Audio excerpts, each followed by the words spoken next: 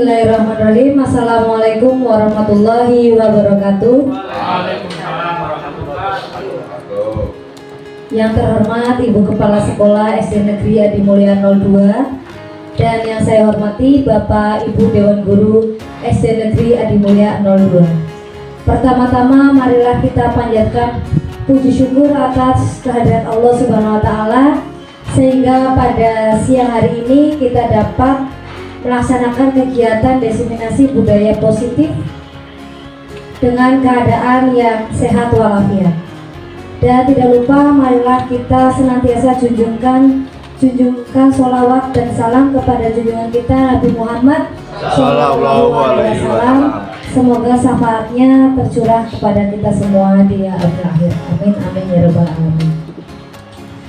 Baik Bapak Ibu, perkenalkan saya Alvares Diana Pambayun, calon guru penggerak angkatan 9 Kabupaten Cilacap. Pada kegiatan hari ini saya akan menyampaikan mengenai budaya positif yang saya pelajari di modul 1.4.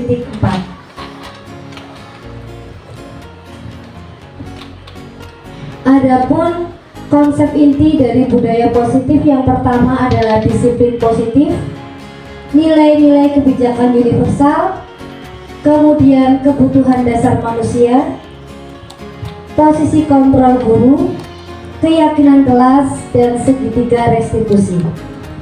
Baik, sebelum memulai pada pembahasan mengenai budaya positif hari ini, saya ingin mengajak Bapak Ibu semua untuk melakukan apresiasi kegiatan terlebih dahulu. Saya meminta Bapak Ibu mengepalkan tangan, nanti dikepalkan tangannya, yang kanan mengepal, yang kiri mengepal. Baik, ya dua-duanya. Kemudian nanti monggo silakan saling berhadapan, atau saya dengan Bu Admini, kemudian yang Pak Amin mungkin dengan Bu Nur, Bu Windasi dengan Pak Pur, Pak Ade dengan Pak Nana. Coba salah satu di antara Bapak Ibu itu mengatakan buka atau ditutup kepalan tangan tersebut. Nanti kita akan lihat apa yang dilakukan atau reaksi dari Bapak Ibu sekalian. Bisa kita coba? Bisa ya? Kita coba. Silakan adep-adepan. Iya, boleh dua-duanya, atau salah satu membuka, salah satu menutup boleh. Nah, nanti gantian. Jadi Pak Ade misalnya memberikan mengatakan pada Pak Nana buka atau tutup. Nanti kita akan lihat reaksi dari Pak Nana bagaimana. Enggak usah merem apa? Gak usah merem. Fokus dengan suara. Pendengaran ya. Oh iya. Baik, kita coba ya. Kita mulai. Mari Bu. Buka. Yang buka aja nyuruh buka itu. Ya tuh. Yang ngurus ya. Reaksi ya, yang ngurus boleh salah satu. Nanti kita lihat reaksinya. Nanti gantian setelah Pak Ade mengatakan Pak Nana mengatakan kepada Pak Ade. Nanti reaksinya Pak Ade bagaimana, reaksinya Pak Nana bagaimana. Belum. Jadi gini, saya contohkan. Buka. Tutup. Buka. Tutup. Buat ini silakan kepada saya. Buka. Ganti, silakan. Itu reaksi saya. Itu reaksi saya. Bebas reaksinya. Itu respon saya. Itu reaksi saya seperti itu.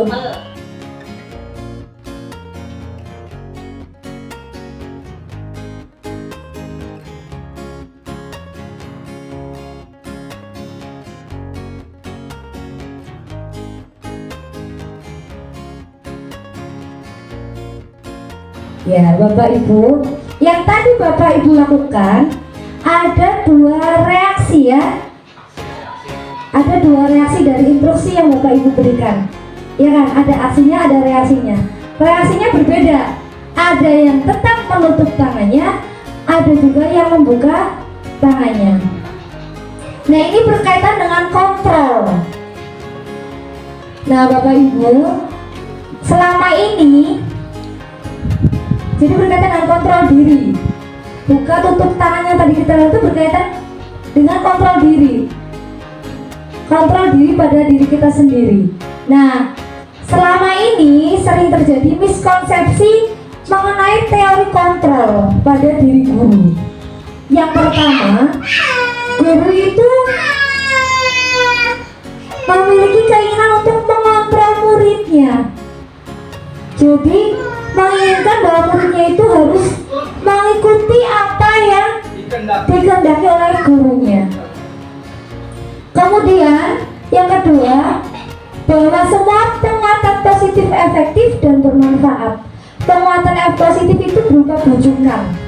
Contoh, misalnya Bu Windarsi tidak mau menulis di kelas. Misalnya ada siswanya di kelas, siswa di kelasnya Bu Windarsi tidak mau menulis. Nah, Bu Windarsi membujuknya dengan kata positif, ya ditulis ya, nanti kalau ditulis Bu Guru beri nilai yang bagus sekali ya, kamu kan anak pintar dan lain-lain, berupa penguatan positif. Jadi kita menganggap bahwa penguatan positif itu adalah suatu hal yang efektif dan bermanfaat. Ini sebenarnya kegiatan penguatan positif itu adalah kita masih mengontrol murid.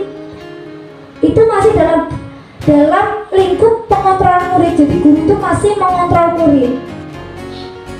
Kemudian bahwa kritik dan membuat orang merasa bersalah dapat menguatkan karakter. Nah, ini misalnya siswa kita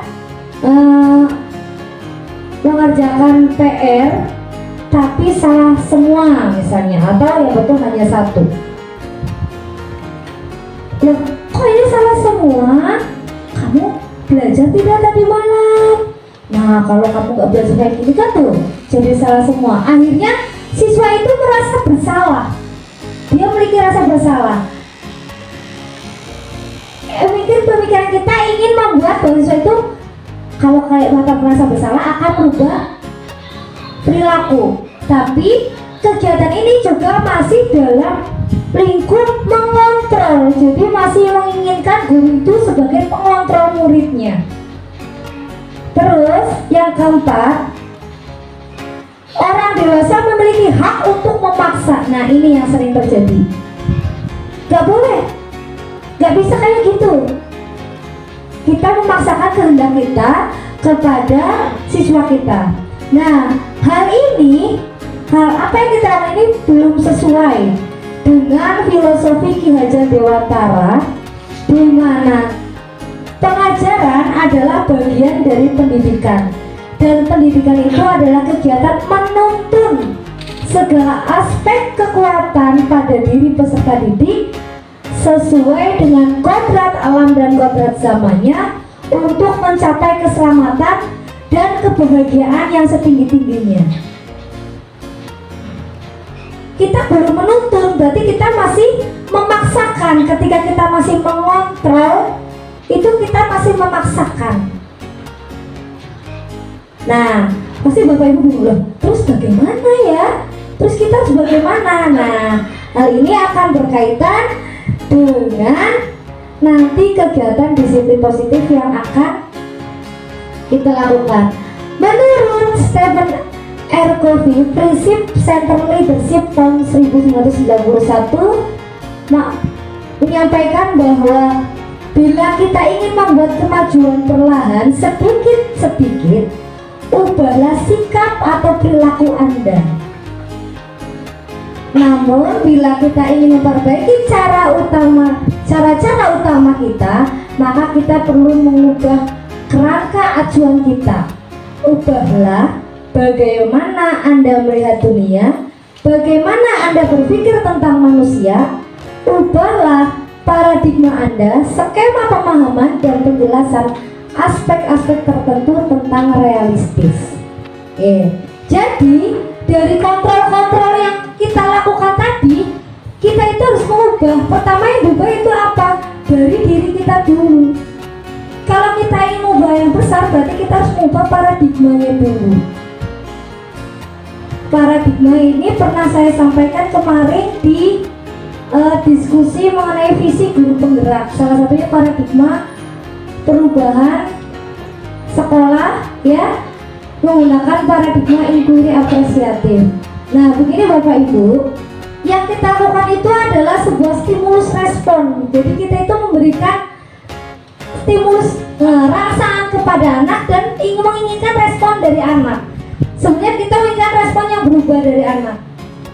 Pertama, di pemikiran kita, berdasarkan stimulus respon kita itu berpikir bahwa realitanya itu kita itu semua sama. Kita itu semua sama. Tapi pada kenyataannya kita itu semua berbeda. Kita semua itu tadi disampaikan di filosofi kejadian bahwa anak itu memiliki kodrat alam dan kodrat zamannya masing-masing. Kita itu berbeda. Pengajaran yang guru kita lakukan dulu kepada kita tidak bisa kita terapkan pada murid kita saat ini. Kenapa? Karena sudah beda zamannya dan keadaan alamnya pun sudah berbeda. Kemudian kita mencoba mengubah orang agar berpandangan sama dengan kita. Itu stimulusnya. Kita berpandangan bahwa kalau kita belajar pasti nilainya bagus.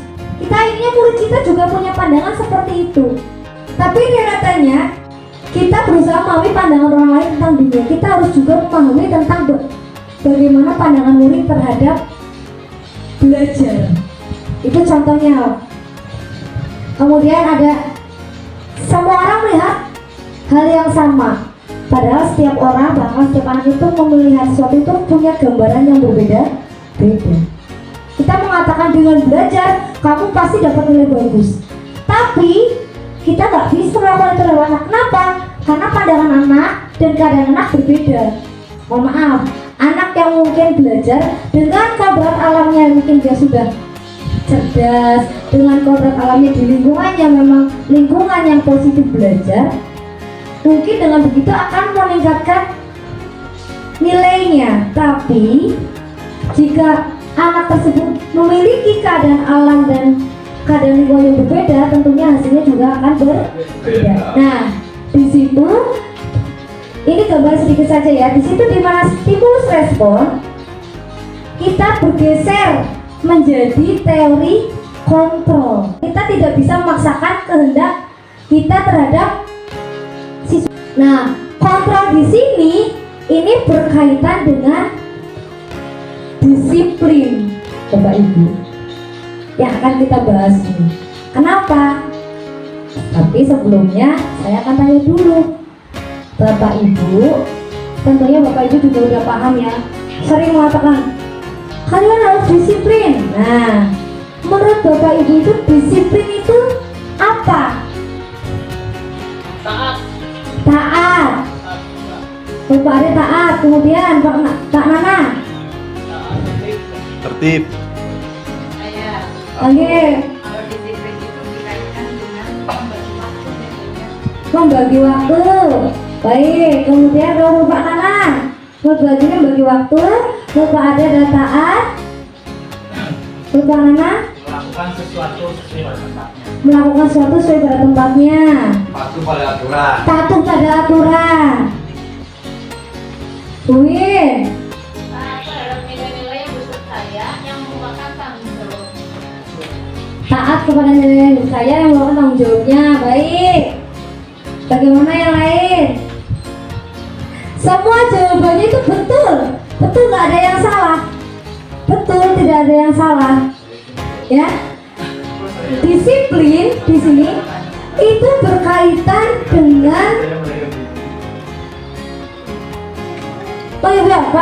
Pak Amin. Ada jawaban lain mau Pak Amin? Disiplin itu berarti kepatuhan terhadap kebulatan suara. Kepatuhan terhadap kebulatan suara. Baik.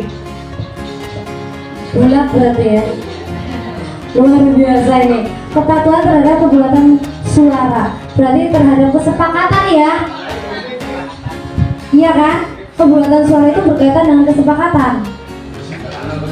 Angka peratasan yang ditanamkan pada diri sendiri sejak dini sampai mereka menempuh ilmu yang dilakukan.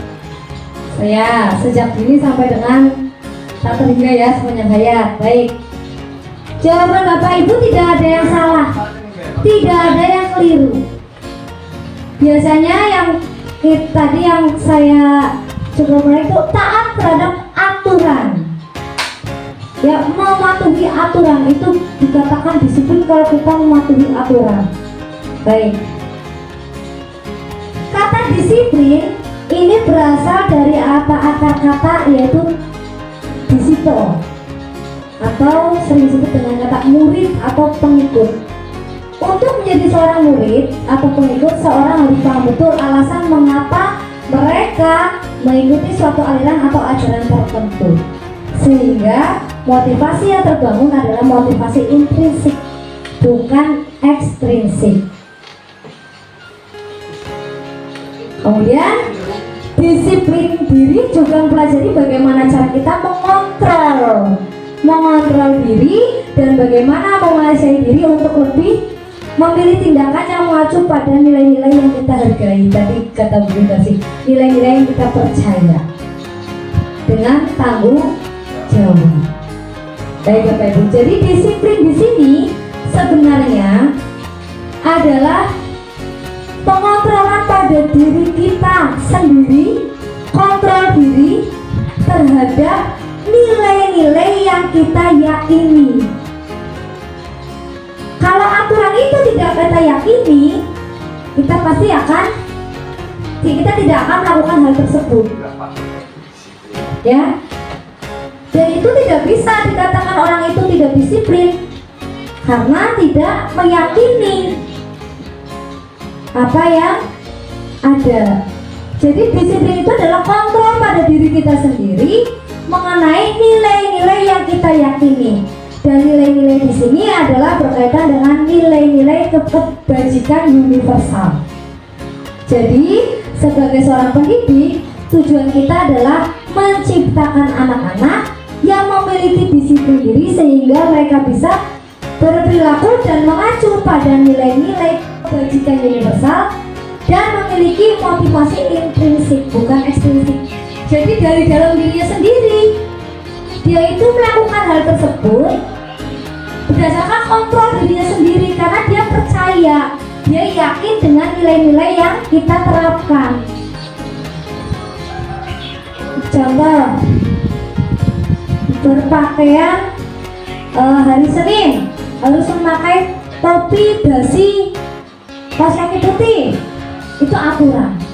Ketika anak tidak memakai kaos kaki putih, kemudian kita menganggap bahwa hal itu tidak disiplin.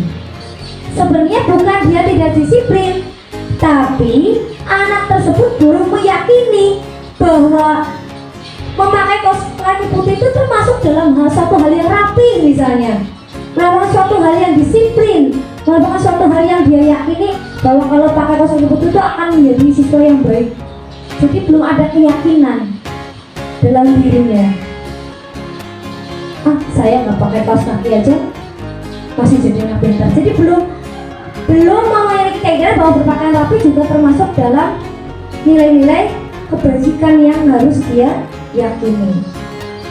Selain diyakini, juga kita bertanggung jawab terhadap apa yang kita yakini. Makanya tadi yang direkomendasi melaksanakan nilai-nilai yang kita yakini dengan bertanggung jawab, ya Bu. Nah, motivasi intrinsik di sini adalah motivasi dari dalam dirinya sendiri. Jadi mereka itu mengontrol dirinya bukan karena pertama mungkin takut dihukum. Itu kan motivasi ekstrinsik dari luar dirinya. Takut dimarahi. Berarti dirinya itu belum menerapkan disiplin. Sebenarnya pada diri anak itu belum menerapkan disiplin. Nah, disiplin positif itu berkaitan dengan nilai-nilai universal. Di sini disampaikan disiplin positif yang ditemukan oleh Ki Hajar Dewantara maupun Janet Gosen, di mana kedua pakar pendidikan mengartikan disiplin sebagai bentuk kontrol diri, yaitu belajar untuk mengontrol diri agar dapat mencapai suatu tujuan yang mulia. Nah, tujuan yang mulia ini mengacu pada nilai-nilai atau prinsip kebajikan universal. Nilai-nilai kebajikan universal sendiri itu adalah sifat-sifat positif manusia yang merupakan tujuan mulia yang ingin dicapai setiap individu. Jadi nilai-nilai kebajikan universal ini harus dimiliki anak. Apa itu nilai kebajikan universal? Yaitu nilai yang diyakini tidak berbatas pada ras, agama, kemudian suku dan sebagainya. Jadi ini berlaku untuk semua, Nah, Bapak Ibu, tentunya ketika kita mengetahui nilai-nilai kebajikan universal, akan muncul motivasi pada diri kita sendiri. Biasanya motivasi kita untuk disiplin itu yang sering terjadi adalah pertama, menghindari ketidaknyamanan atau hukuman. Terus untuk mendapat imbalan atau penghargaan. Yang ketiga, untuk menjadi orang yang mereka inginkan dan menghargai diri sendiri dengan nilai-nilai yang mereka percaya. Biasanya tuh anak disiplin bukan karena meyakini nilai-nilai kebajikan universal atau nilai-nilai mereka yakini, tapi karena pertama takut dihukum, tadi yang saya sampaikan. Takut dihukum, kemudian biar mendapat imbalan atau pujian. Terus juga ingin menjadi dipandang orang lain itu baik sesuai dengan pandangan orang lain, sehingga dirinya itu akan merasa dihargai ketika orang lain itu menganggap kita baik.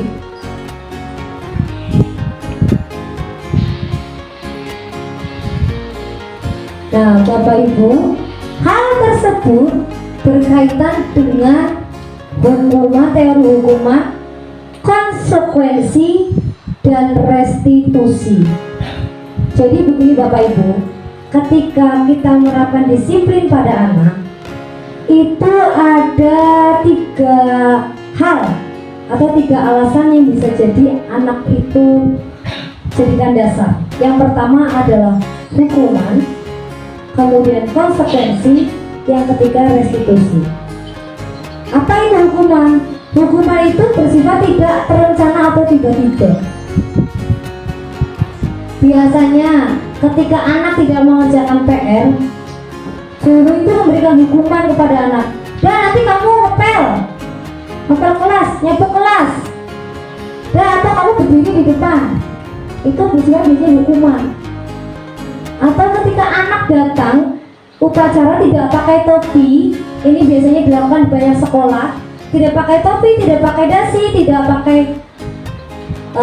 sabuk atau atribut yang lainnya, kamu berdiri di depan, berdiri di pojok, itu adalah bentuk hukuman. Mengapa? Karena hal tersebut dilakukan tidak terencana, tidak ada perencanaan untuk kegiatan atau hal tersebut. Kemudian konsekuensi. Kalau konsekuensi itu sudah berencana atau sudah disepakati, jadi kita sudah membuat kesepakatan sebelumnya. Ketika ada salah satu melanggar aturan, akan ada konsekuensinya. Jadi konsekuensinya itu sudah kita dari kedua belah pihak itu sudah dibicarakan atau sudah disepakati. Itu baru namanya konsekuensi, bukan lagi hukuman. Contoh, kemarin saat saya elaborasi modul 1.4, ada hal yang menarik menurut saya. Mengapa? Ketika dibahas bahwa disiplin itu mengikuti aturan adalah tidak setuju. Kenapa? Karena bisa jadi aturan tersebut tidak diyakini oleh anak. Jadi yang kita harus tanamkan pada anak adalah menanamkan atau memberi keyakinan terhadap nilai-nilai yang akan kita terapkan.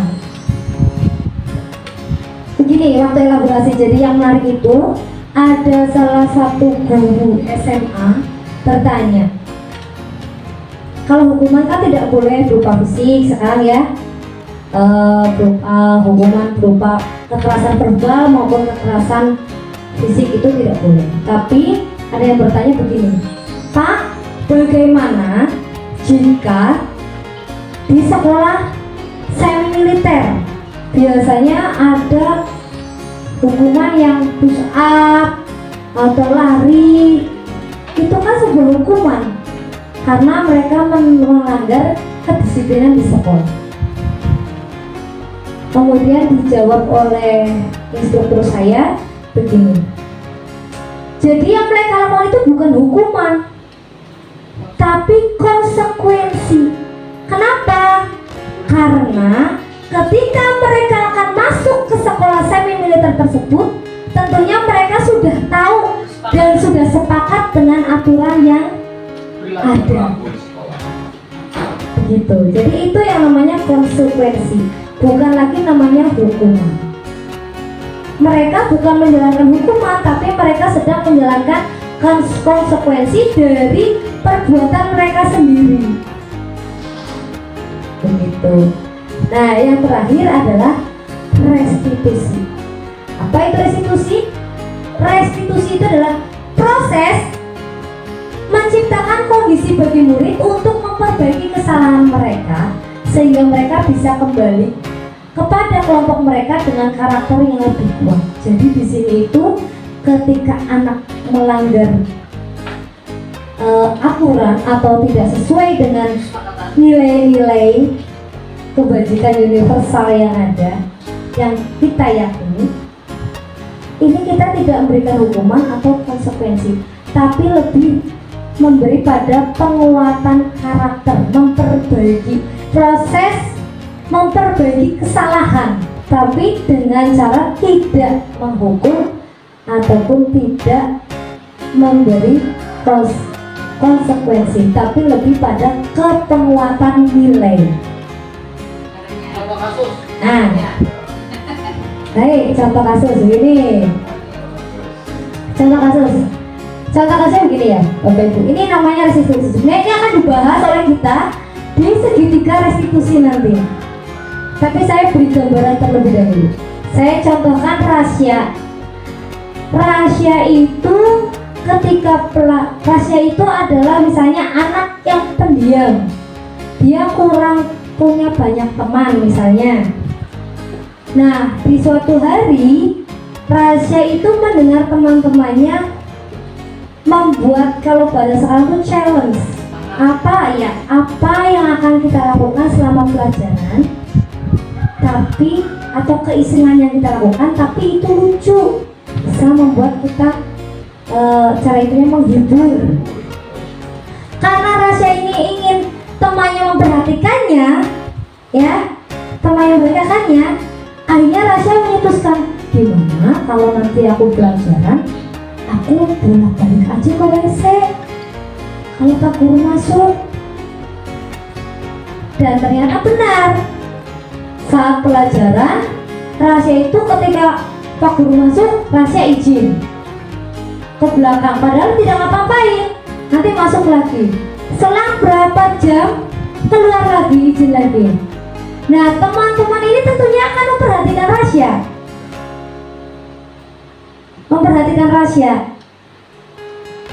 karena rahasia ini nanti akan saya jelaskan. Nah, terus begitu, akhirnya guru itu kan menjadi penasaran, kok ini anak sering bolak-balik, apa sakit atau kenapa gitu kan.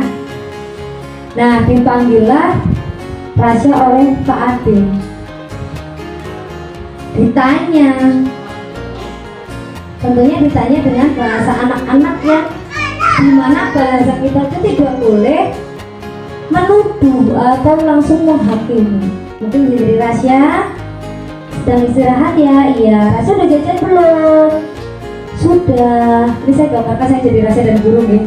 Sudah Pak Guru. Hari ini rahasia sudah sarapan belum? Sudah. Sarapan sama apa? Nasi goreng. Oh, hari ini sarapannya nasi goreng. Jajannya apa rahasia? Aku jajan cireng Pak Guru. Oh, hari ini rahasia sarapannya nasi goreng, jajannya terus cireng ya? Iya Pak Guru. Anak pastikan dengan polosnya akan menjawab. Oh, mungkin itu ya yang membuat rahasia itu bolak-balik ke kamar mandi ya hari ini. Nah, ketika anak ditanya, dikonfirmasi seperti itu untuk meyakinkan dirinya sendiri, yang enggak. Loh, terus kenapa rasa kamu lagi terus? Apa rasa sakit perut? Dia akan jawab, sembuhin Pak Guru. Oh, kalau sembuhin berarti rasa mau ya minum obat supaya nanti gak sakit perut. Ketika anak itu kita yakinkan lagi, dia akan menjawab dengan anak itu punya naluri untuk berkata jujur. Akhirnya menjawab, enggak Pak Guru, saya melakukan itu karena ingin diperhatikan teman. Karena selama ini saya tidak pernah diperhatikan teman, mungkin temannya kurang banyak dan lain-lain, kurang berinteraksi dengan teman. Anak akan menjawab alasannya. Nah, di sini kita tidak langsung menghukum. Oh yaudah kalau gitu kamu nanti di luar.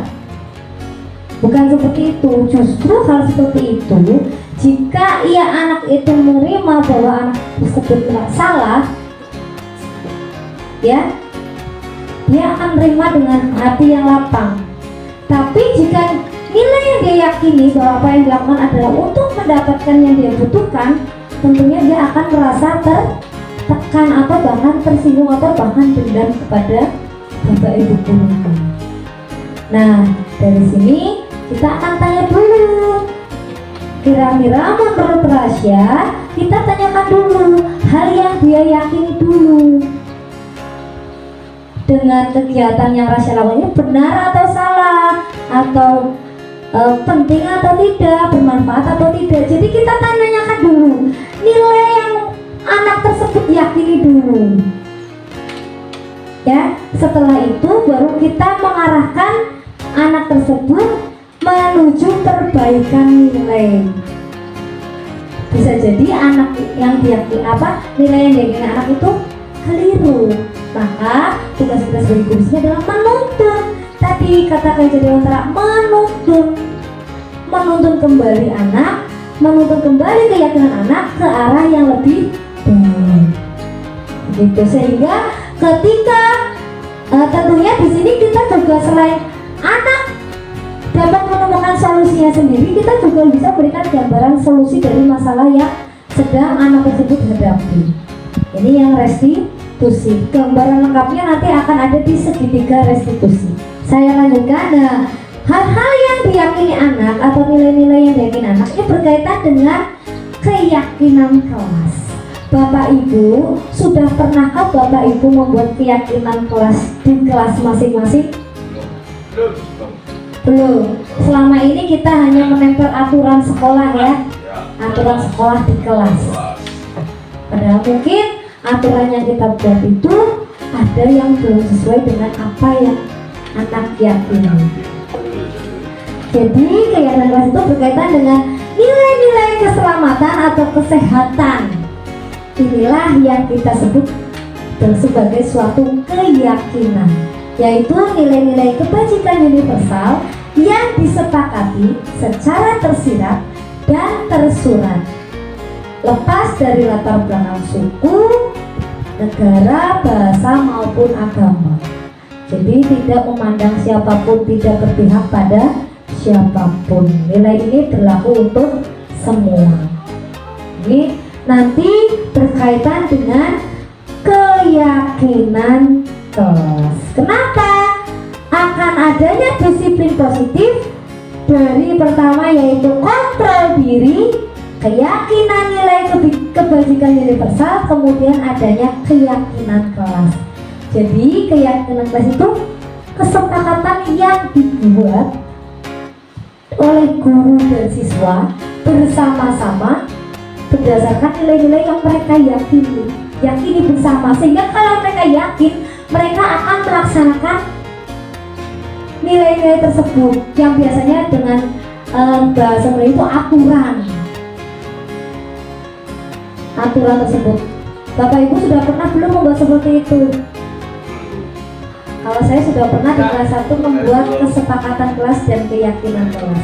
Kalau kesepakatan kelas itu saya lebih condong saya lakukan setiap hari. Jadi setiap hari itu kesepakatan berubah-ubah sesuai dengan kondisi di kelas. Kesepakatan. Jadi kesepakatan itu adalah kegiatan atau hal positif yang akan kita lakukan selama sehari itu. Kalau keyakinan kelas ini berlaku untuk jangka panjang. Gitu. Kalau kesepakatan kelas itu saya sering sebelum pembelajaran, setelah berdoa, hafalan suratan pendek, saya membuat kesepakatan kelas sebelum belajar. Kenapa? Ketika sudah ada kesepakatan, tentunya anak-anak sudah paham apa yang boleh dan tidak boleh mereka lakukan.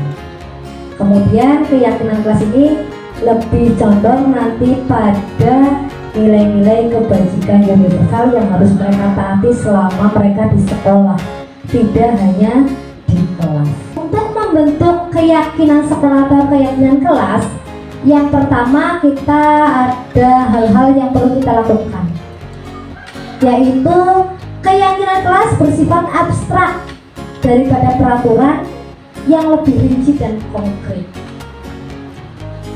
Kemudian keyakinan kelas berupa pernyataan-pernyataan universal.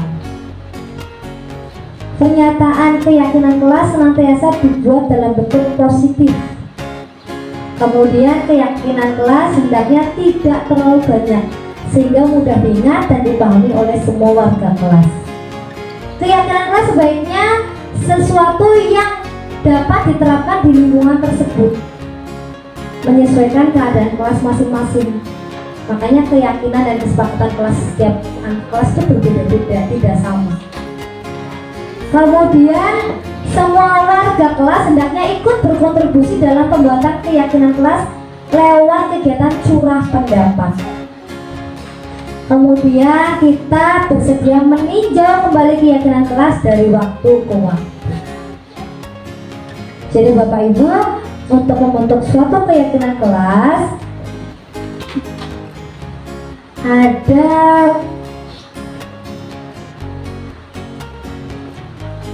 hal-hal atau prosedur yang bisa kita lakukan. Yang pertama, mempersiapkan warga kelas atau murid-murid untuk bercurah pendapat tentang peraturan yang perlu disepakati di kelas. Jadi kayak gini Bapak Ibu, saya beri gambarannya. Ketika kita akan membuat prosedur keyakinan kelas, yang pertama adalah setiap anak itu berhak memberikan pendapatnya atau hal apa yang mereka yakini di kelas ini. Misalnya untuk kelas kita, hal yang mereka yakini itu apa? Misalnya jangan berisik dan lain-lain. Itu setiap anak pasti punya pemikiran yang berbeda-beda. Diusahakan dalam membuat keyakinan kelas itu kita persiapkan dulu siswa kita untuk mengikuti curah pendapat. Jadi setiap orang itu memberikan pendapatnya. Yang pernah saya praktekkan, kalau di kelas 1 belum bisa semenarik di kelas atas gitu. Yang saya praktekkan itu untuk menjaga keyakinan kelas saya di kelas 1, yang pertama saya itu tanya dulu, bagaimana sikapmu yang baik ketika ada di kelas. Anak-anak itu hampir semua menjawab dengan sangat senang. Karena kelas 1 belum bisa menulis, saya tuliskan satu-satu. Ya menurut Mbak Nabila, nomor 1 saya tulis Nabila. Saya tulis dulu. Kemudian mencatat. Tadi sudah mencatat semua masukan atau hasil dari curah pendapat. Kita tadi catat, sudah dicatat. Kita tulis dulu pendapat anak. Setelah itu susun kata-kata anak tersebut, kalimat-kalimat anak tersebut menjadi kalimat yang lebih positif. Contohnya, tidak buang sampah sembarangan. Itu kan berkonotasi negatif. Kita ubah menjadi kalimat yang lebih positif. Buanglah sampah di tempat sampah. Ya, kalau tempatnya takutnya yang dikira anak itu tempatnya adalah laci yang bahaya seperti itu. Jadi kita harus menyampaikan buanglah sampah di tempat sampah. Nah ya, jadi seperti itu Bapak Ibu ya. Jadi kalimatnya itu kalau bisa jangan berkonotasi negatif. Jangan buang sampah di laci. Kita ubah. Jadi anak-anak tidak berisik, tidak buang sampah sembarangan, tidak memukul teman, banyak ya. Kita ubah. Kita bisa menggabungkan beberapa kata-kata anak yang berkonotasi negatif, kita ubah yang memiliki satu makna menjadi satu kalimat positif. Misalnya tidak memukul, tidak menendang, tidak mengejek. Mungkin kita bisa ubah menjadi saling menghargai, seperti itu. Jadi nilai kalimatnya itu lebih positif. Setelah itu kita tinjau kembali daftar surat pendapat yang sudah dicatat. Ya, kita lihat kembali daftar surat pendapat yang sudah kita catat. Apakah masih banyak yang berupa peraturan-peraturan, misalnya dengarkan guru, itu kan aturan. Ya, dengarkan guru, misalnya datang tepat waktu, tidak mencontek, itu berupa aturan. Tapi ketika menjadi suatu menjadi kalimat keyakinan kelas itu harus bernilai lebih positif. Setelah itu, setelah ditinjau kalimatnya sudah menjadi kalimat yang positif, kita juga harus meninjau bersama ya beberapa aturan yang sudah disatukan, apakah sudah sesuai ya, apakah masih terlalu banyak atau belum sesuai dengan nilai-nilai keyakinan, nilai-nilai kebajikan universal. Kalau belum, kita tinjau lagi.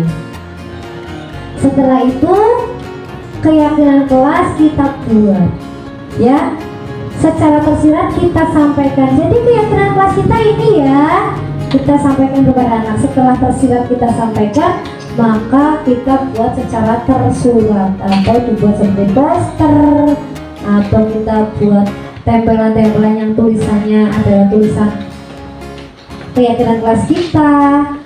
Nah, setelah itu kita tempel, kita tempatkan keyakinan kelas kita di kelas. Mengapa? Sehingga mengapa pentingnya membuat keyakinan kelas? Ini adalah berkaitan dengan keyakinan anak terhadap nilai-nilai kebajikan universal. Apa aja sih kebajikan universal? Nanti kita bahas kembali. Setelah itu kita membuat tabel T. Nah ya Bapak Ibu, setelah itu kita membuat tabel T. Tabel T itu adalah tampak seperti, misalnya sudah dituliskan ya keyakinan kelas kita. Kita buat dulu tabel T-nya, kita jabarkan dulu pendapat anak. Menurut kalian kalau datang tepat waktu itu tampaknya seperti apa, yang tidak tampak seperti apa? Datang tepat waktu, yang tampak itu misalnya datang sebelum jam atau bel masuk. Yang tidak tampak sering datang terlambat. Kemudian misalnya di situ ada menghormati guru dan teman. Menyapa, yang tampak itu kegiatannya itu seperti apa? Menyapa guru dan teman. Yang tidak tampak seperti apa? Acuh, ya, mengabaikan teman. Jadi kita buat dulu. Nanti anak-anak itu tahu, oh, saya harus menerapkan sikap seperti ini dan saya tidak boleh menerapkan sikap seperti ini. Mengabaikan guru boleh nggak? Ya, jadi seperti itu. Ini untuk tabel T. Setelah kita melakukan kegiatan pembuat keyakinan kelas, kita harus melakukan pendalaman materi terhadap keyakinan kelas kita, ya. Nah, setelah membuat tabel T, kita akan membuat tabel Y. Tabel Y itu maksudnya apa? Jadi sebenarnya tabelnya seperti ini terbagi menjadi 3 supaya mudah diingat, jadi bentuk tabelnya. Ya, 3 bagian: terdengar, terlihat, berperilaku. Terdengar itu seperti apa maksudnya? Nah, jadi setelah kita tahu sikap yang tampak dan tidak tampak, atau sikap yang harus dilakukan dan tidak dilakukan, kita membuat tabel Y. Contoh kata-kata yang baik diterapkan untuk menggambarkan keyakinan kelas kita. Misalnya saat orang sedang berbicara, ada menghargai orang lain, misalnya saat orang berbicara, maka kita ucapkan, ketika akan mencela kita ucapkan maaf. Terus ayo kita bantu, itu yang terdengar oleh telinga. Jadi yang anak ucapkan, yang baiknya atau kalimat positif yang anak ucapkan, ini berkaitan dengan tabelnya. Yang terlihat, anak itu akan kelihatan tampaknya, perilakunya itu seperti apa yang kita lihat. Nantinya terlihat misalnya memegang barang milik orang lain hanya kalau diizinkan. Kita kan bisa memantaunya dengan melihat. Terus berperilaku, misalnya di keyakinan kelasnya adalah menghormati guru, perilakunya ketemu Pak Guru senyum atau salam. Nah, ini tabel itu berkaitan dengan hal-hal positif yang akan anak ucapkan, akan apa yang anak tampakkan, dan apa yang anak lakukan. Nah, setelah membuat tabel Y, kita akan membuat tabel tugas guru dan tugas guru. Yang pertama, tugas guru, contohnya ini di keyakinan kelasnya dari kebijakan universalnya adalah saling menghargai atau mengenai kebersihan. Berarti misalnya sini guru memberikan contoh membuang sampah di tempat sampah. Maka tugas murid adalah melakukan apa yang sudah guru contohkan. Terus guru tugasnya adalah memberi nilai. Guru ngasih nilai, itu kewajiban kita, itu hal tugas kita. Maka tugas anak apa? Bertanya ketika tidak ada yang tidak paham. Terus guru tugasnya adalah menjalankan keyakinan kelas. Maka siswa tugasnya juga melaksanakan keyakinan kelas berdasarkan apa yang sudah disepakati bersama guru. Terus guru peduli terhadap semua murid, itu tugas guru. Muridnya memperhatikan guru saat mengajar, misalnya seperti itu. Jadi hal-hal yang positif yang dilakukan guru dan murid. Kemudian ada tugas yang merupakan bukan tugas guru. Guru tugasnya bukan untuk menyakiti, menyakiti atau disakiti. Jadi Pak Guru tolong jangan menyakiti hati saya. Jadi gitu ya Pak Guru. Mungkin juga Pak Guru sebagai anak-anak tolong jangan sakiti Pak Guru. Itu tugas. Kemudian murid tugasnya bukan untuk menyakiti atau disakiti. Yang kedua, memaksa murid untuk belajar. Tugas guru itu bukan untuk memaksa murid untuk belajar, dan murid tugasnya bukan untuk mengeluh. Ya itu misalnya contohnya. Jadi guru nggak bisa memaksakan, kamu harus belajar loh, harus wajib. Tidak bisa, itu memaksa. Itu bukan tugasnya guru. Nah, di lapangan berbeda loh ya. Iya kok. Iya nanti tenang. Akan ada gambaran pemecahan masalahnya. Makanya di situ murid tugasnya bukan untuk mengeluh. Itu beberapa contoh gambarannya. Nah, keyakinan sekelas ini berkaitan dengan kebutuhan dasar manusia. Kenapa kok kebutuhan dasar manusia bukan kebutuhan dasar murid? Karena yang ada di kelas itu bukan hanya murid, tapi guru dan murid. Dan guru dan murid itu kan manusia. Jadi kebutuhan dasarnya apa saja sih?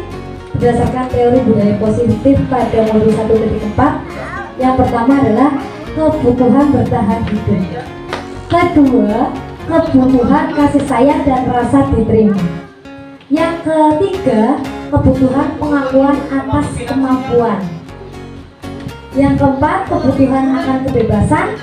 Dan kelima, kebutuhan akan kesenangan. Bisa jadi murid kita bermasalah di kelas karena ada salah satu kebutuhan mereka yang tidak terpenuhi.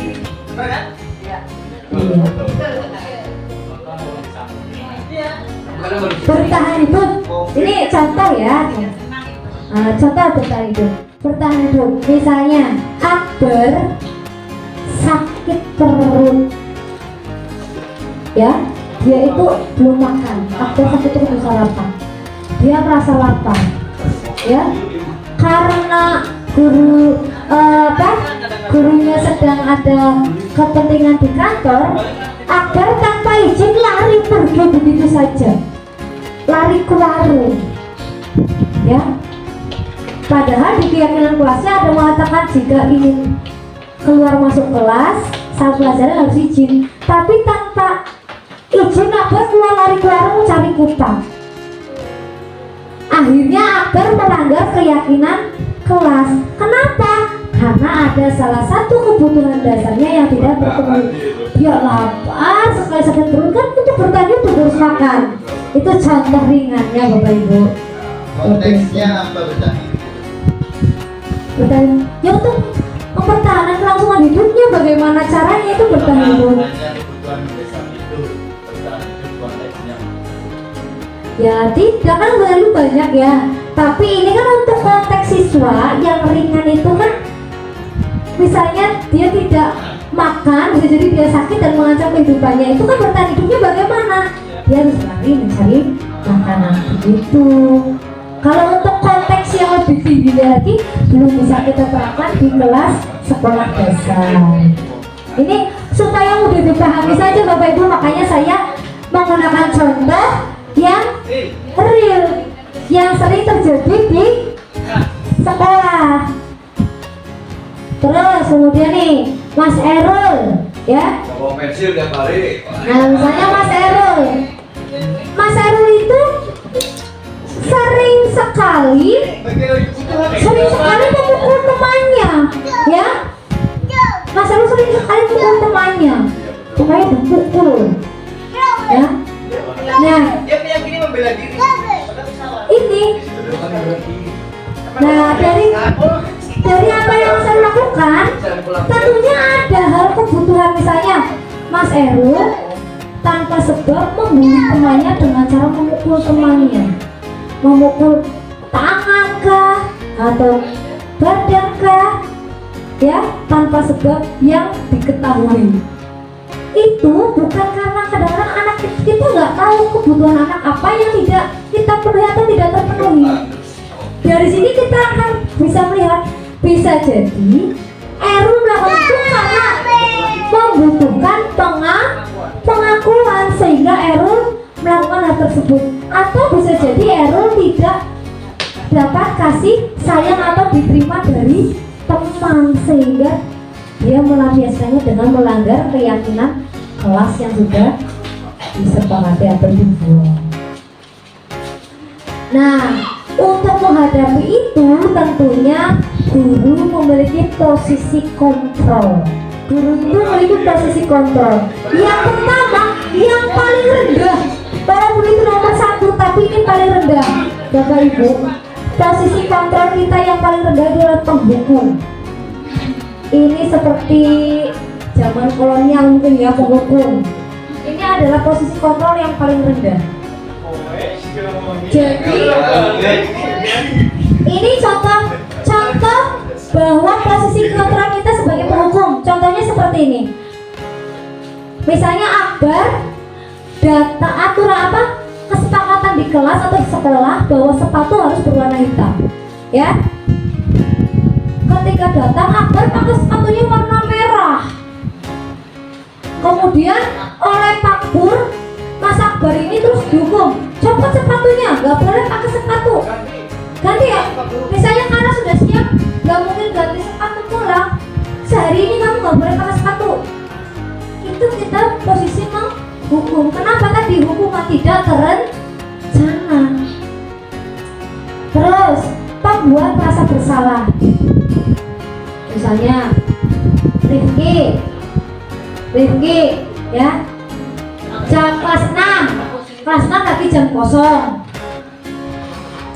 Yang masuk Bu Guru, Bu Alfa, masuk ngomong masuk kelas. Ketika menulis tugas yang dari Bu Win, mungkin kalau Bu Win sedang dinas luar, Rifki tidak mengerjakan. Kontrol gurunya di sini, saya bilang begini, ayolah Rifki, jangan kayak gitu. Nanti kalau kamu kayak gitu, pikirannya sama Bu Guru kamu gak diperhatikan, gak jelaskan materinya. Ayolah Rifki, dikerjakan dulu ya, tugasnya dikerjakan. Ini posisi kontrol kita itu adalah sebagai pembuat merasa bersalah. Kenapa? Ayolah Rifki, nanti kalau kamu kayak gitu sama Bu Guru dikira kamu gak diajari. Akhirnya anak itu akan merasa, loh, aku bersalah ya. Dia akan merasa bersalah. Ini posisi kontrol kita. Ini di bawahnya penghukum. Di atasnya penghukum sedikit. Tadi yang paling rendah penghukum. Ini posisi kontrol perayu seperti itu. Iya kan tadi ada diskusinya pengontrol yang dari paling awal tadi, yaitu penguat nilai positif ya, dengan cara merayu tadi, membujuk. Tapi kita sebenarnya dengan kata-kata itu kita akan buat anak merasa bersalah. Sebagai teman, kontrol kita sebagai teman, Mas, dikerjakan ya, biar kamu nilainya bagus. Sebenarnya kita sebagai posisinya sebagai teman, kontrol kita sebagai teman. Misalnya di sini Mas Wali tidak datang, rambutnya digaris misalnya, wah potongannya digaris-garis. Misalnya jalan jangkrik kan, jalan kasir ya. Nah, kan tentunya tidak sesuai dengan keyakinan dengan menjaga kerapihan diri. Itu tentunya akan mengganggu kerapihan hal tersebut. Sebagai teman, gurunya itu mengontrol, Wali, potongan rambutmu kok begitu? Potong rambut di mana? Gitu kan? Langsung, bisa potong rambutnya yang rapi lah, jangan yang kayak gitu. Kan kita seperti jadi teman. Sikap kita itu seperti menjadi teman. Ini sikap kontrol kita sebagai teman. Itu masih di atasnya membuat rasa bersalah. Kemudian pemantau. Misalnya Nabil datang, ya dikumpulkan PR-nya. Pak, saya belum mengerjakan PR. Yaudah, dikerjakan ya. Nanti jam istirahat Pak Guru tunggu di kantor. Kan kita mantau mengerjakan atau tidak ya. Kita mantau dulu kegiatannya, mantau kegiatan apa. Kalau dari kekeliruan anak kita pantau mau seperti apa tindak lanjutnya, itu kita mantau dulu. Nah, ini yang paling baik atau yang disarankan pada penerapan perbaikan kekeliruan pada anak, yaitu peran kita sebagai manajer. Tentunya kita kan mengontrol, memberi solusi iya, mengontrol iya, tentunya ya kan, kalau kita jadi manajer. Tapi kalau memantau, belum tentu memberi solusi, apalagi menghukum. Bisa jadi tidak memberikan solusi apapun terhadap kekeliruan anak.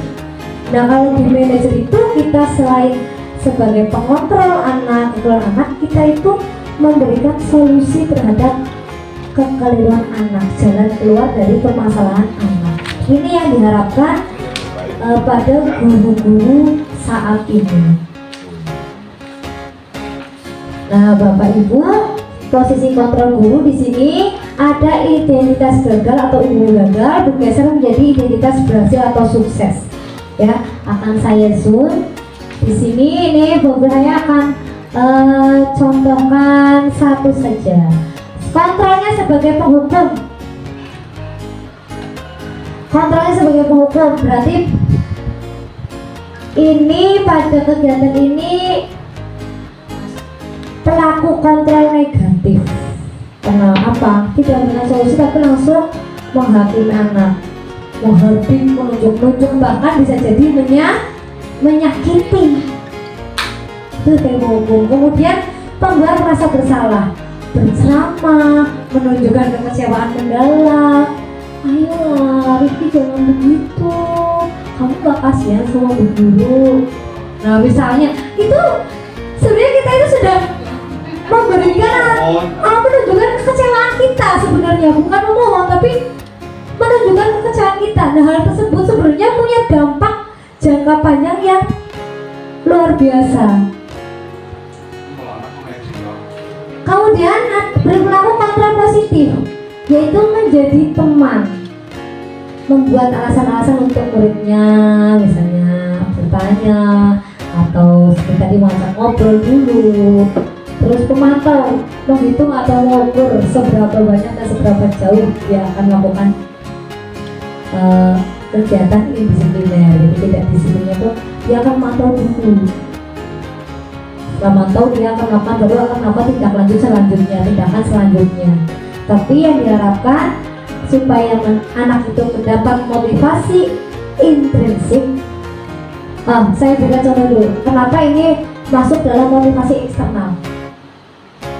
Anak akan melakukan atau mematuhi kegiatan disiplin jika pertama takut dihukum, ya, atau merasa bahwa takut disalahkan, kemudian dia merasa nggak enak sama Pak Guru itu karena merasa wah udah kayak teman, jadi nggak enak sama Pak Guru itu toh. Tapi kemudian dia merasa dipantau, jadi dia melakukan kegiatan disiplin. Jadi bukan karena dari dalam diri sendiri. Ketika kita menjadi manajer, yang akan tumbuh adalah motivasi intrinsik, yaitu berasal dari dalam diri siswa. Mengapa? Karena di sini kita akan tahu hal-hal yang menyebabkan anak tersebut melakukan pelanggaran. Jadi kita melakukan pertanyaan-pertanyaan dialog yang akan menggeser dari identitas gagal menjadi identitas sukses. Ini adalah posisi kontrol guru sebagai manajer. Jadi menggeser. Kalau yang lainnya itu bisa jadi belum menggeser. Karena apa? Anak akan bergeser menjadi sukses, tapi bukan motivasinya bukan dari dalam dirinya, tapi karena yaitu contoh Nabil bisa potong rambut itu ya, manutnya kurang gitu, karena Pak Ade punya peran kontrol sebagai teman. Ke guru yang lain belum tentu, tapi supaya dia disiplin tanpa harus dipantau, tanpa harus ada Pak Guru yang dianggap sebagai teman, tanpa harus merasa akan dihukum atau merasa bersalah, itu harus ada motivasi dari dalam diri dengan cara guru berperan sebagai manajer. Nah, dalam peran guru menjadi manajer ini kita bisa menerapkan namanya segitiga restitusi, ya. Segitiga restitusi. Segitiga restitusi ini ada 3 tahap, ya. 3 tahapan. Yang pertama menstabilkan identitas, kemudian validasi tindakan yang salah, dan menanyakan keyakinan. Menstabilkan identitas itu kita semua akan melakukan hal yang terbaik yang bisa kita lakukan. Kemudian semua perilaku memiliki alasan, itu validasi tindakan yang salah. Dan yang ketiga menanyakan keyakinan. Kita semua memiliki motivasi internal dari dalam diri. Nah, yang sudah saya terapkan Bapak Ibu, kemarin saya membuat kasus. Jadi yang sederhana itu di keyakinan, saya membuat keyakinan kelas dulu dengan kelas 6 kemarin, tapi belum saya video, baru segitiga restitusinya. Saya membuat keyakinan kelas dengan kelas 6 itu bahwa salah satunya adalah meminta izin apabila hendak memegang atau memakai barang milik orang lain. Nah, masalahnya di sini yang kemudian terjadi di kelas 6 adalah salah satu siswa di kelas tersebut ada yang mengambil barang milik temannya, tip X, padahal tip X itu sedang akan digunakan tapi diambil dengan cara merebut saut tanpa izin. Ini adalah salah satu pelanggaran keyakinan kelas dan saya selesaikan dengan segitiga restitusi. Ya, yang pertama yang saya lakukan adalah menstabilkan identitas. Jadi saya tanyakan dulu, tadi kamu berantem ya dengan teman? Iya, kenapa? Ketika saya kesel Bu Guru. Kenapa kamu kesel? Tip X saya diambil, padahal saya mau pakai, gak izin lagi. Wajar, mungkin dia punya rasa sudah mau barang milik sendiri, mau dipakai sendiri kok diambil orang, jadi merasa kesal. Terus apa yang kamu lakukan? Saya marah-marah Bu Guru, bahkan sampai gebrak meja. Tentunya itu sudah melewati batas, melanggar keyakinan kelas. Pertama, ada beberapa keyakinan kelas yang dilanggar, yaitu menghargai teman, kemudian meminta izin pinjam barang teman. Nah, di sini teori kontrolnya kita semua akan melakukan hal yang terbaik yang bisa kita lakukan. Jadi saat itu mungkin anak tersebut adalah merasa itu adalah hal yang terbaik. Kita stabilkan dulu. Jadi saya di situ terus menanyakan, oh iya ya, wajar kalau kamu marah karena barang milikmu diambil orang lain. Tapi di sini kamu sampai mengubah meja ya? Iya. Oh iya. Nah, Bu Guru saya sampaikan juga. Tapi di sini Bu Guru tetap menghargai apa yang kamu lakukan, karena kamu tidak melewati batas apa yang kamu lakukan saat ini, tidak sampai memukul temanmu ataupun melakukan tindakan kekerasan fisik lainnya. Saya sampaikan seperti itu. Setelah itu, saya untuk memvalidasi tindakan yang salah, saya menanyakan, kira-kira apa yang kamu lakukan ini benar atau salah? Dengan marah-marah kepada temanmu, kemudian sampai mengebrak meja. Saya tanyakan dulu validasi tindakan yang salah, dia merasa salah atau tidak, gitu. Nah, anak tersebut mengatakan, iya Bu Guru, saya salah. Itu yang dijawab oleh anak tersebut Bu. Jadi saya melakukan tahapan validasi tindakan yang salah. Setelah itu saya tanyakan lagi, kira kamu masih ingat gak keyakinan kelas yang sudah kita buat? Masih Bu Guru. Nah, kira-kira keyakinan kelas apa yang sudah kamu langgar? Menghargai teman, gitu. Jadi untuk segitiga restitusi ini, setelah itu dia tahu bahwa keyakinan kelas yang dia langgar itu dia bisa tahu. Terus saya tanyakan, bagaimana cara kamu memperbaiki masalah atau kesalahan ini? Dia menjawab, saya seharusnya tidak menggebrak meja Bu Guru dan tidak marah-marah. Lebih baik saya laporkan kepada Pak Guru atau Bu Guru tentang pelanggaran yang dilakukan teman saya. Sebenarnya di sini pada menanyakan keyakinan, anak itu sudah mulai berproses untuk menemukan jalan keluar, untuk menemukan solusi dari masalah yang mereka hadapi. Setelah itu saya tanyakan lagi, nah kira-kira rencana kamu ke depan, kamu mau bagaimana untuk memperbaiki kesalahanmu? Saya akan berusaha lebih sabar dan tidak marah-marah. Itu yang dijawab oleh anak. Jadi dalam segitiga restitusi ini, anak itu tahu salahnya mereka di mana, kemudian bagaimana cara anak memperbaiki dan menemukan solusi dari masalah yang mereka hadapi. Iya, jadi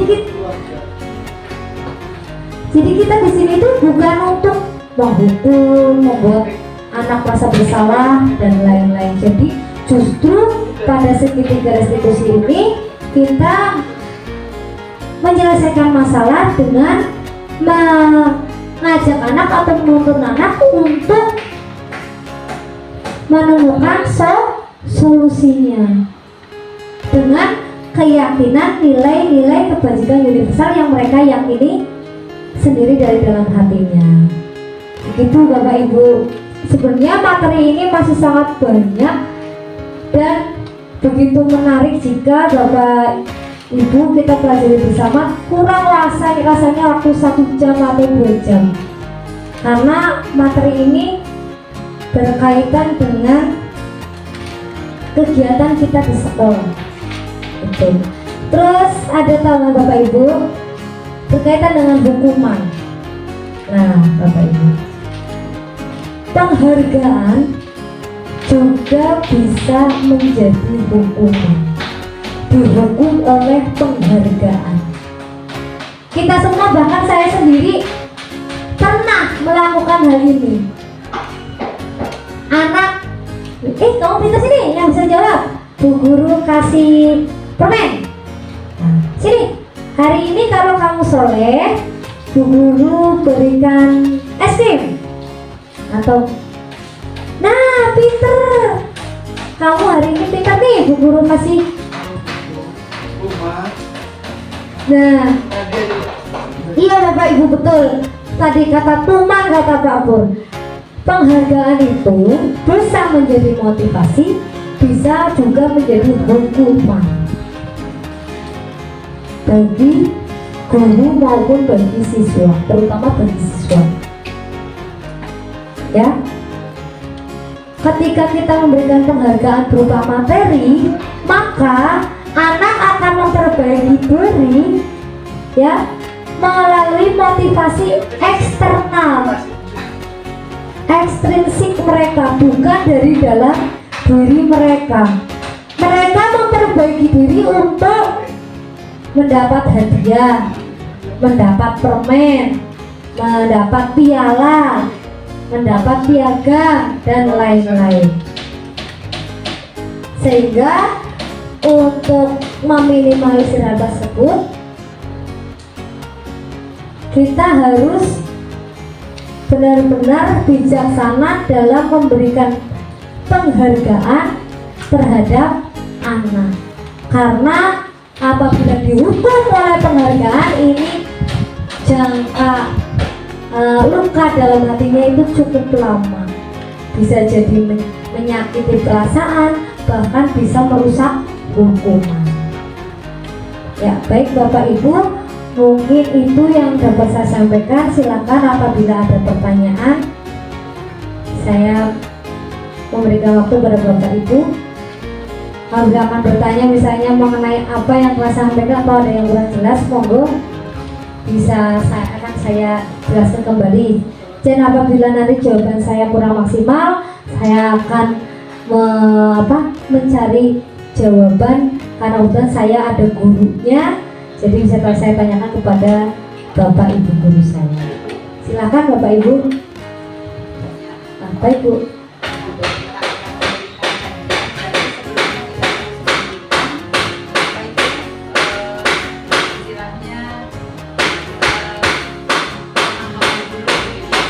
Iya, betul. Jadi kita boleh memberikan hadiah kepada anak, tapi sebelumnya kita harus memberikan pemahaman kepada anak terlebih dahulu. Karena yang sudah sering terjadi, penghargaan atau hadiah itu adalah hasil.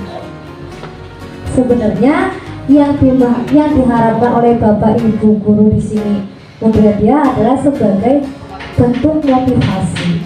Tapi yang diterima anak itu gambaran hasil dari apa yang mereka lakukan.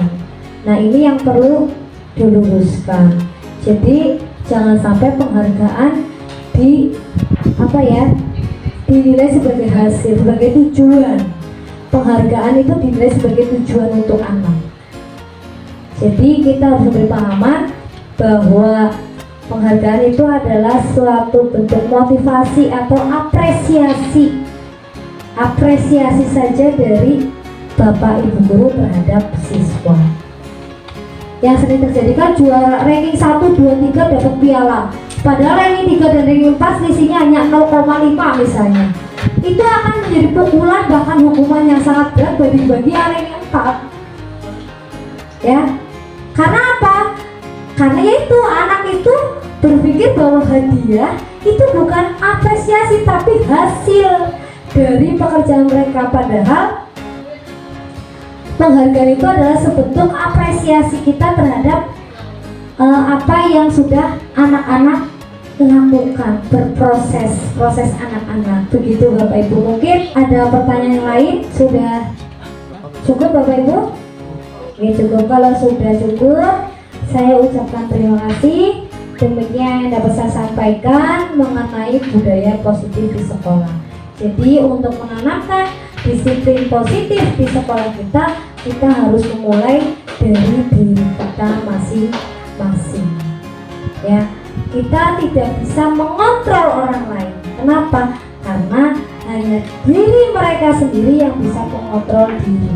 Jadi saya akan merasa disiplin ya berdasarkan nilai-nilai yang sudah disepakati, misalnya datang tidak terlambat ke sekolah. Kalau itu berupa aturan dan tidak diyakini, maka yang datang terlambat akan merasa enjoy saja gitu. Jadi kita harus kembali lagi kontrol pada diri kita sendiri, karena yang bisa mengendalikan diri kita itu diri kita sendiri, bukan orang lain. Begitu Bapak Ibu. Jadi untuk menanamkan disiplin positif, keyakinan kelas dan lain-lain, apabila ada yang belum jelas atau masih perlu penjabaran yang lebih jelas, mungkin kita akan lanjut di pertemuan yang akan datang, atau kita akan melaksanakan tindak lanjut selanjutnya melalui kegiatan yang lain. Terima kasih Bapak Ibu atas perhatiannya. Mohon maaf apabila ada kata yang kurang berkenan ataupun keliru ataupun tidak pas di hati Bapak Ibu, saya mohon maaf yang sebesar-besarnya. Terima kasih untuk perhatiannya. Wassalamualaikum warahmatullahi wabarakatuh. Waalaikumsalam warahmatullahi wabarakatuh.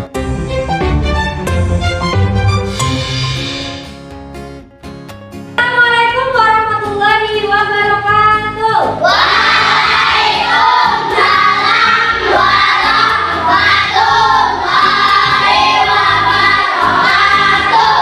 Semangat pagi teman-teman.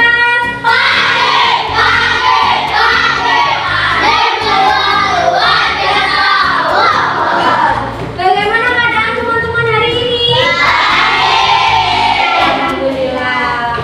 Nah, teman-teman, sebelum kita memulai pembelajaran hari ini, Bu Guru ini kita membuat keyakinan kelas kita yang baru. Tahun kemarin kalian sudah membuat keyakinan kelas saat kalian di kelas 4. Nah, teman-teman tentunya tahu ya, apa sih tujuan dibuatnya keyakinan kelas? Ya, Mas Chandra. Agar kelas tertib. Betul. Ya, bahwa jadi bersih. Kelas jadi bersih. Tadi yang satu lagi, Mbak Ines. Ayo, betul. Agar belajarnya nyaman, pintar. Agar tertib, agar kelasnya bersih, agar belajarnya nyaman. Nah, apa itu keyakinan kelas?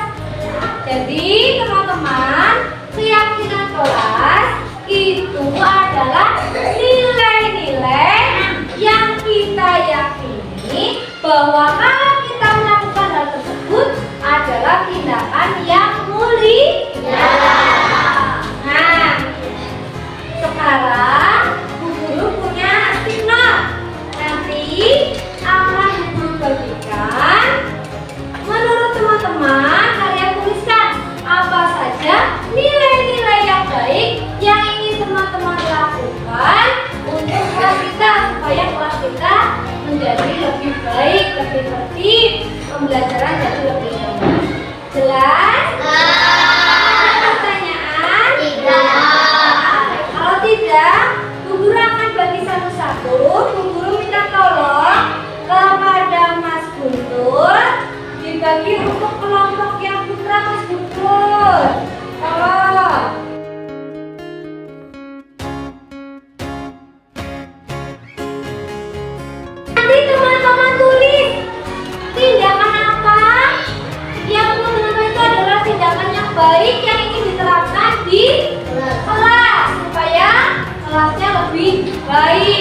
dalam segi kerapihan, ketertiban.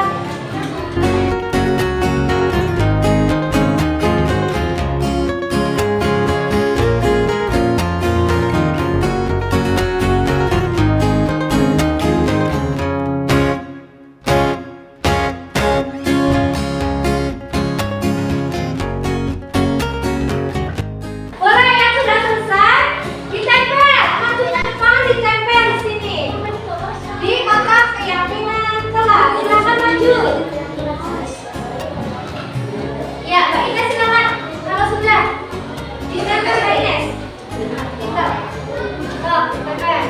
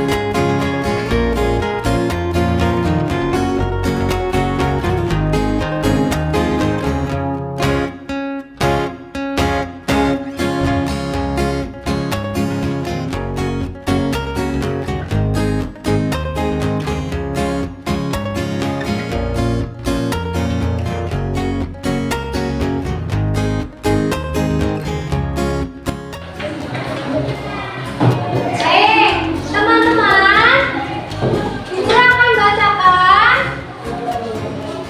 hal positif apa sih yang teman-teman lakukan di kelas kita yang ingin kita lakukan bersama supaya kelas kita menjadi lebih baik. Pertama, ada berkata sopan.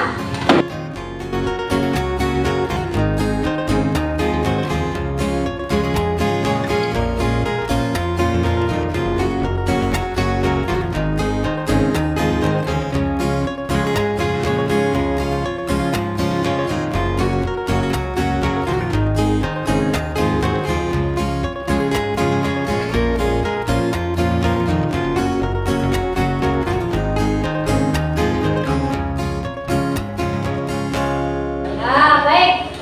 Nah, teman-teman, kita sudah mengelompokkan keyakinan kelas kita. Ya. Yang pertama ada berdoa. Kita berdoa sebelum menjalankan sudah pelajaran dan pelajaran. Yang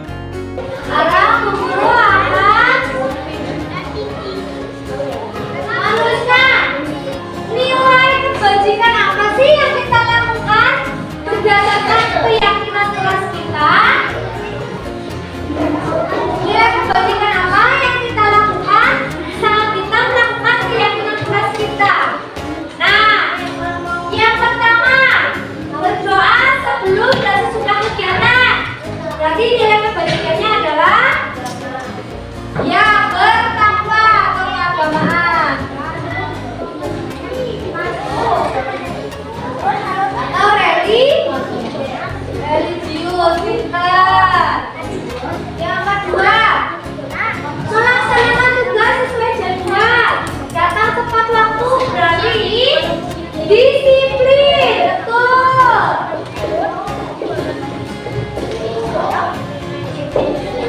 Buang sampah di tempat sampah, berarti menjaga kebersihan.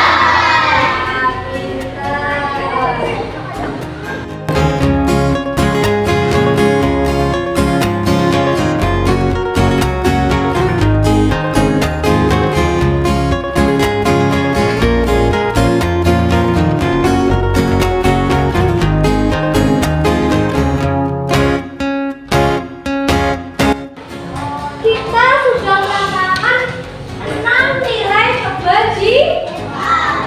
Yang pertama tolong dibacakan Mbak Ulfa. Pintar. Yang kedua dibaca Mas Chandra. Pintar. Yang ketiga coba yang membacakan. Ya Enzo. Pintar. Yang keempat. Ya Mas Rafa. Pintar. Yang kelima. Ya Mbak Udayani. Saling menyayangi. Yang keenam dong. Betul. Betul. Menghormati orang lain. Ternyata dari 9 tindakan kita sudah laksanakan banyak nilai kebajikan. Nah, dari nilai-nilai kebajikan ini, sudah ditulis, Mbak Ines? Oke, sebentar lagi. Nilai-nilai kebajikan ini yang harus kita kita lakukan, ya. Kalau kita yakin, kita lakukan dengan senang hati, akan tumbuh disiplin, responsif pada diri kita masing-masing. Nah, sekarang sama dengan kebajikan ditulis. Ya,